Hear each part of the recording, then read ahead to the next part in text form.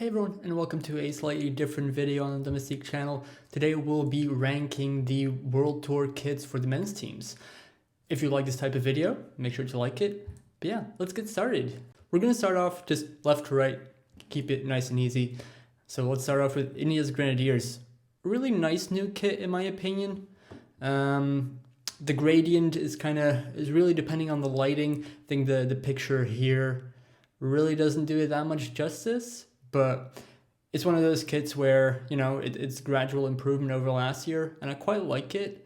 But it's not among my favorites of the year, so I'm just going to put it in B, kind of middle of the way. Might move it up to A, but we'll see. Then we have the Jayco kit, which was, famously leaked by the Tour Down Under website. I do have to say, since seeing it in a race, I started liking it a lot more. When it was on the website, it was like, ooh, that looks rough. But it just goes to show that, you know, these designs of kits are so dependent on seeing them on riders in races. So the Jayco kit, it's really new. The blue and the red, I think it was sort of reminiscent of the Outback with the blue sky and the red desert. I've seen someone alluded to that or compared to that. I really like that comparison, so it works for that identity of that team. I'm actually gonna rate quite highly. I think it's a good one, A. Then we have the Bahrein Victorious kit, very reminiscent, of course, of the Tour de France kit. Just a slight improvement on that. It's a white kit. It doesn't feel really special. It's not a bad kit by any means, but yeah, I would have preferred to see something a little bit more original. For that reason, I think I'm going to put it in C. And then we have the Movistar kit. Very traditional, very much like last year's, but they've introduced some of these artistic elements to the bottom. They have a big white M. Nothing much changed there beyond those artistic ones, artistic little elements. Nonetheless, it's starting to become kind of a classic kit in my opinion. I'm a big fan of it, so I'm just gonna put it in A as well. The Astana kit, the Astana Qazaqstan kit, I should say. Also a variation of the Tour de France kit with the minerals at the bottom. Sort of these like graphical elements are really starting to become a thing. To be honest, it doesn't really convince me. I don't really like it. No, I'm just gonna put it in D. Sorry, Astana, but I'm just not a fan of this look. Then we have Arkea B&B Hotels. A little bit also added artistic elements compared to last season. And of course, the addition of the B&B sponsor. It's all right. It's just a little bit on the dull side as well. Just half of it flat red, half of it with the patterns. It's a bit safe. So I'm just going to put it on C. We'll see. Then we have Intermarche Wanty Circus. Or no, wait, there's no more Circus this year. It's a nice kit. Of course, again, this picture really doesn't do it justice because that yellow is still that fluorescent yellow that we've gotten to learn last year. To be fair, I think with Intermarche, they have this tendency to do really amazing kits for the Grand Tours. And then their standard kit is... I don't think this is an improvement over last year, but last year's I really liked their kit. And their Grand Tour kits were absolutely amazing. So this just sort of feels like a step backwards from last year. I think last year I would have put them in S or A. So I think this year I'm just going to put them in B. Still a good kit. Just for me, it's a step back. Then we have Cofidis. yeah, it's also an evolution of last year's kit. Again, introducing some of those graphical elements. It's really become a trend this year. We'll see how that evolves in the next years. I quite like it. It's a bit understated, but it's also nothing groundbreaking. So that's why I'm gonna put it in C. Then we have the kit of my favorite writer. Sorry, I have to be honest. Remco Evenepoel. We have the Soudal Quickstep kit, and yeah, it's again a variation of last year's kit with more graphical elements. It's a bit wilder than last year, but yeah, I think after having seen this on pictures as well, it grew on me when I saw this picture. I was like, nah, it's really nothing special, but I'm gonna put it on A, to be honest. I don't think it's S tier, but it's a really nice kit. I love it. Then we have the Jumbo, what did I just say? It's the Visma Lease bike kit. Obviously, it should have been a big change for them, losing Jumbo, which was the traditional yellow color of that kit last year and the previous seasons. But they've stuck with yellow, which is, to me, kind of a shock. I really didn't expect them to be in yellow again this year. In the Tour de France maybe, but just their regular kit being still yellow, it was a real surprise to me.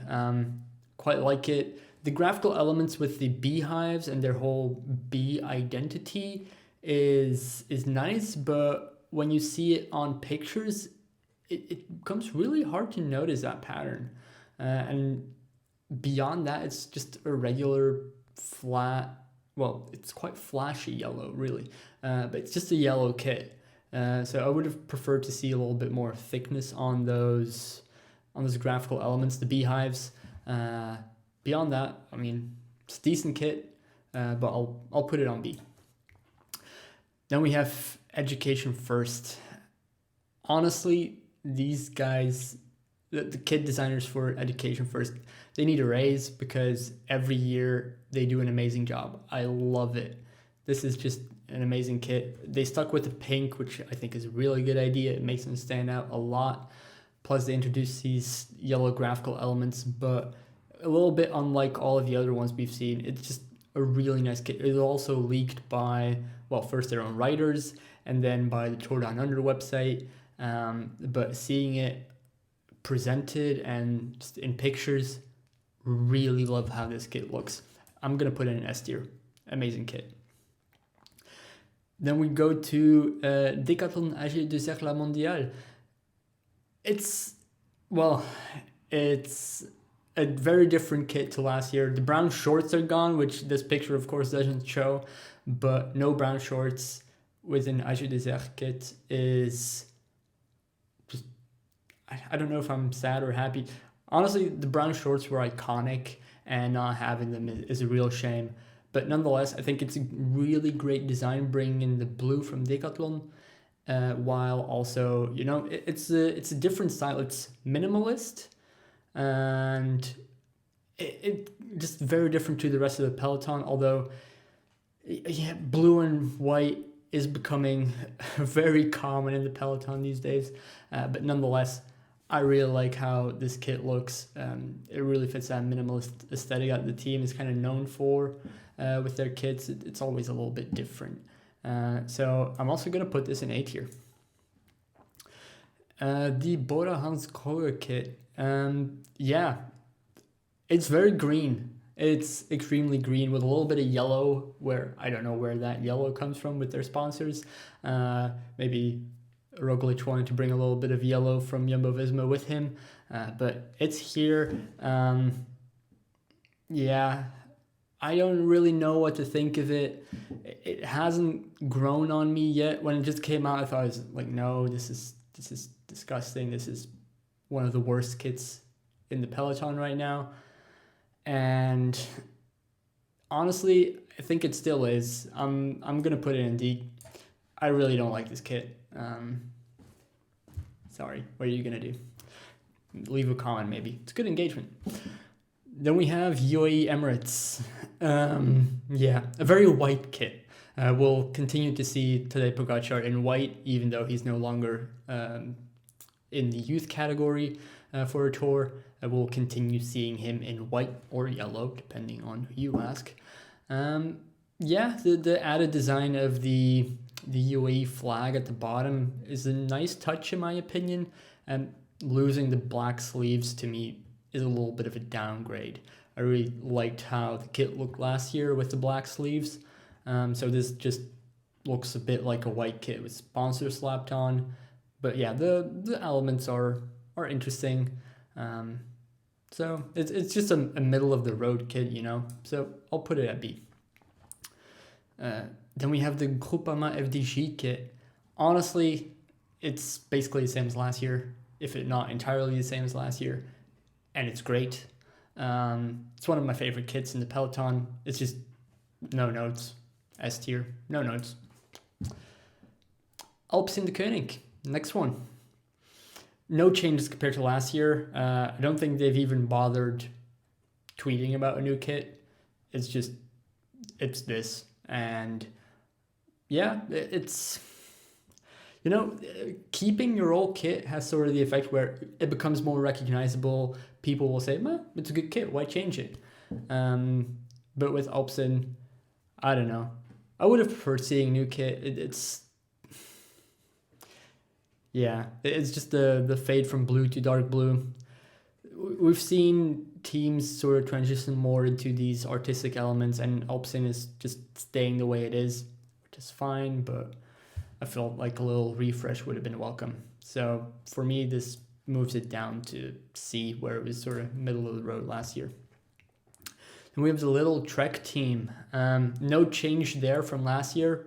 It only got introduced in the half of the season at the Tour de France. And honestly, it was a stunning kit back then. It's a stunning kit still. So I don't think they needed to have changed it at all.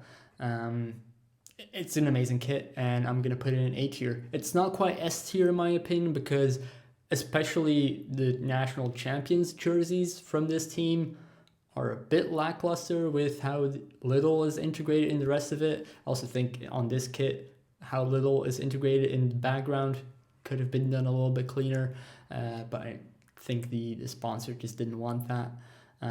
So that's why it's A tier.